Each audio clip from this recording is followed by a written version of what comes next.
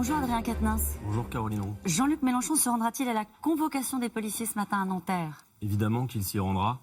Nous n'avons jamais voulu autre chose que d'être considéré et traité comme tout justiciable doit l'être. Et donc évidemment, il se rendra à cette convocation. Parfois il a été convoqué, il n'y est pas allé, donc cette fois-ci il ira. Il ira. Et je dois dire, y compris que même si les images que vous avez vues peuvent susciter de l'émotion, parce que pour nous il y en avait beaucoup, et de la colère par rapport aux forces qui avaient été déployées, qui nous paraissent complètement disproportionnées, eh bien, nous n'avons jamais voulu entraver le travail de la justice parce que nous n'avons rien à cacher. Au contraire, nous avions voulu assister à une perquisition et d'ailleurs, légalement, rien ne nous interdisait d'y assister. On va en parler, Adrien Quatennens, de tout ça. Je voudrais juste vous parler, non pas alors, si vous pouvez mettre de côté la casquette La France Insoumise, vous, élu, jeune député, est-ce que c'est l'idée que vous vous faites de la politique, de la façon dont on doit faire de la politique? Est-ce que vous étiez à l'aise, personnellement à l'aise, avec autant de vocifération, autant de violence? Moi, Caroline Roux, je veux vous dire, avant les situations de colère que nous avons exprimées, ce qui m'a mis très mal à l'aise, c'est ce à quoi j'ai assisté. Et puisque votre émission s'appelle Les 4 vérités, je vais vous dire les 4 miennes ce matin. Allez-y. D'abord, premièrement, je veux dire à celles et ceux qui nous entendent que les affaires prétendues qui ont justifié ces perquisitions n'en sont pas. Dans l'une des deux est le fait d'une dénonciation qui nous vient tout droit du Parlement européen et dont l'auteur elle-même a dit que c'était pour faire un pied de nez à la justice sur l'affaire des assistants au Parlement européen. La deuxième, les comptes de campagne, ils ont été validés et jugés réguliers par la Commission des comptes, contrairement aux comptes de campagne d'Emmanuel Macron. Ensuite, il y a une partie qui n'a pas été validée, vous le savez bien, plus de 430 000 euros. La Commission a validé et nous avons publié nos comptes, contrairement à M. Macron, qui lui ne fait pas la En général, à chaque fois qu'il y a des affaires, on a des hommes politiques qui nous disent qu'il n'y a pas de dossier. Non, mais vous le verrez de toute façon. Et clairement, notre probité, vous en aurez la démonstration. Là, pour le coup, il faut laisser faire la justice. Bien sûr, et elle fera son travail. La deuxième vérité, Caroline Roux, c'est qu'il y a 2 poids, 2 mesures. C'est-à-dire qu'on voit bien que dans ce pays, que l'on soit un ami de Jean-Luc Mélenchon ou un ami d'Emmanuel Macron, nous ne sommes pas traités de la même manière. Je m'explique. Oui. Emmanuel Macron, qui est aussi visé par une enquête préliminaire sur ses comptes de campagne, avez-vous vu une quinzaine de perquisitions chez ses proches? Au siège de la France Insoumise, Madame Caroline Roux, il n'y a que des tracts et de la documentation politique, pas des armes à feu comme dans le coffre-fort de La République En Marche. Pour autant, avons-nous vu qu'il y avait des perquisitions chez Monsieur Castaner à 7h du matin avec tous ses proches?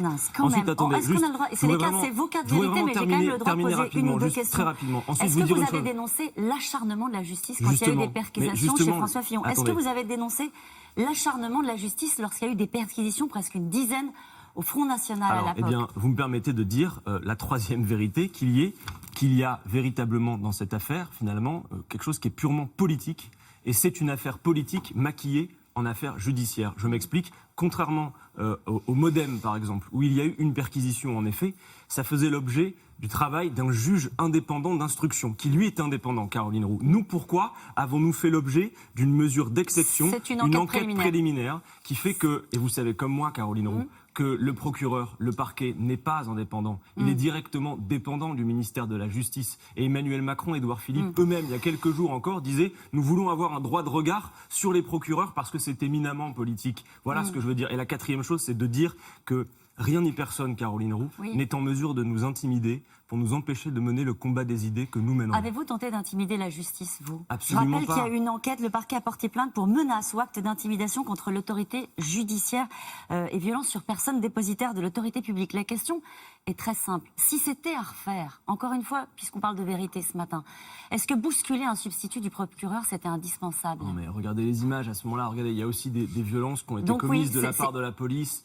etc. Donc c'est donnant-donnant. Non mais moi je vous accorde le fait que les images qui ont été prises et le moment était un moment d'extrême tension. Caroline Roux, au moment où vous voyez ces images, comprenez que des dizaines de gens qui sont des collaborateurs dévoués, qui ont en moyenne à peu près 30-35 ans d'âge, qui sont des gens qualifiés. Si c'était à refaire, vous le referiez de la même manière? Nous exprimions une colère. Voilà, aujourd'hui la tension a rabaissé. Moi j'appelle de mes voeux à ce que la tension rabaisse. Jean-Luc Mélenchon hier a donné une conférence de presse, il l'a dit lui-même. Mais comprenez cette horreur, cette violence qui s'est exprimée. Enfin, nous avons fait l'objet d'un dispositif, Caroline Roux, qui s'apparente du point de vue des forces déployées, une centaine de policiers partout sur le territoire. Nous ne sommes pas des bandits, des voyous. C'est une mission antiterroriste quasiment qui s'est déployée. Vous n'avez pas affaire à un gang, vous avez affaire à des gens qui sont des militants politiques, méthodiques, sérieux, consciencieux.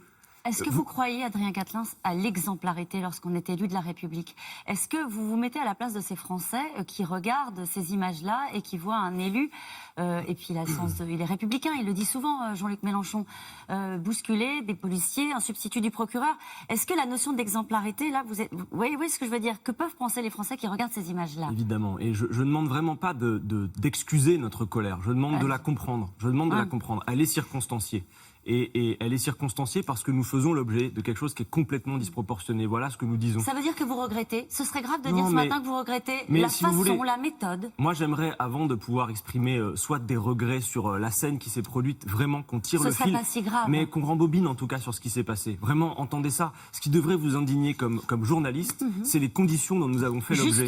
Justement, est-ce que vous allez, vous aussi, donner des suites judiciaires à tout cela? Moi, je veux d'abord, bien évidemment, il y a des suites judiciaires. Nous sommes entourés d'avocats, mais moi, je ne suis pas très aguerri sur la procédure judiciaire. Moi, par contre, ce que je peux vous dire, c'est que cette affaire étant politique, la riposte politique sera totale. Il faut savoir que nous rendrons les coups au centuple politiquement. Parce que, quoi qu'on en pense, sans faire de théorie du complot, Caroline Roux, à l'heure où je vous parle, d'accord, vous avez à peu près 20 000 photos de vacances de Jean-Luc Mélenchon, plein de données personnelles de tous nos collaborateurs. J'ai des amis personnels qui ont été 7 heures cloués au pilori chez eux, à qui on a pris toutes leurs données personnelles. Même des gens qui ne travaillent plus avec Jean-Luc Mélenchon. Quel usage peut-on faire des photos de vacances de Jean-Luc Mélenchon? Je me pose la question de savoir quel usage est utile, surtout que tous nos comptes ont été validés, qu'on a fait cette démonstration. Mais par contre, une chose est sûre, Caroline Roux, quoi qu'on en pense, à l'heure où je vous parle, toutes ces données, tout ce qui concerne la France insoumise, en long, en large, au travers, nos fichiers d'adhérents, nos donateurs, toutes les stratégies politiques sont entre les mains d'instances, c'est un fait, qui dépendent soit du ministère de l'Intérieur pour la police, soit du ministère de la Justice. Et dire ça, c'est juste un fait. Donc vous demandez la restitution de ces documents? Vous demandez la nomination d'un juge d'instruction? Mais nous ne demandons rien d'autre que d'être considérés comme tout justiciable doit l'être. Et donc, normalement, et quand c'est généralement le cas des affaires politiques que vous avez citées,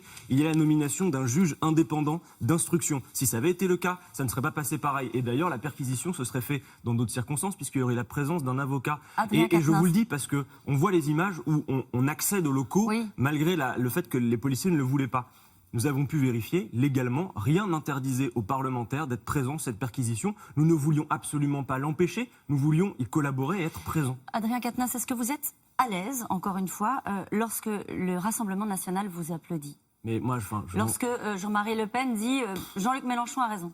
Mais si vous voulez, moi, je comprends l'usage politicien ou journalistique qu'en est fait. C'est-à-dire, tiens, Pierre dit pareil que Paul, donc Pierre et Paul sont copains. Mais force est de constater, quelles que soient les affaires judiciaires, quel que soit l'épilogue judiciaire qu'il y aura, aujourd'hui, la vérité, c'est que dans ce pays, deux grands opposants d'Emmanuel Macron sont entre les mains de la justice. Elle doit faire son travail. Mais parce qu'il y a ces affaires judiciaires, il y a des espèces de scans complets en long, en large et en travers de ces forces politiques qui sont entre les mains de la justice. L'idée, c'est un peu non, je ne regrette rien. Est-ce qu'il y a une autre vidéo qui tourne? C'est plus que ça, Caroline Roux. L'idée, c'est une alerte sur le fonctionnement démocratique, encore une fois, Mais est-ce que vous avez confiance dans la justice de votre pays, Adrien Quatennens? Sincèrement? Moi, j'espère, je fais confiance à la justice, elle doit passer. Mais ce que j'ai vécu mardi, franchement, je vous le dis, en plus pour un jeune militant politique engagé depuis peu et jeune élu, me montre la violence et me rappelle que la politique, c'est un combat d'idées. Et que parfois, on le sait, regardez le cas de M. Benalla. Sa perquisition, il a quand même eu le temps de vider un coffre, dont certains nous disent qu'à l'intérieur de ce coffre, il y avait de quoi faire tomber l'État. Donc on voit que tout ça peut être extrêmement violent.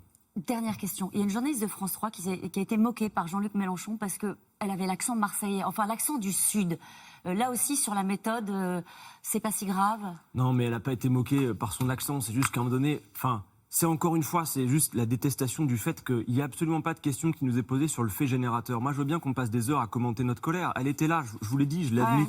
Mais on en a parlé ce matin. Qu'on discute vraiment du fait générateur et de comment ça a été fait. Et je pense que vous avez pu vous exprimer. Je vous remercie. Merci beaucoup, Adrien Quatennens. C'est à vous, Laurent. Bonne journée. Merci, bonne journée à tous les deux.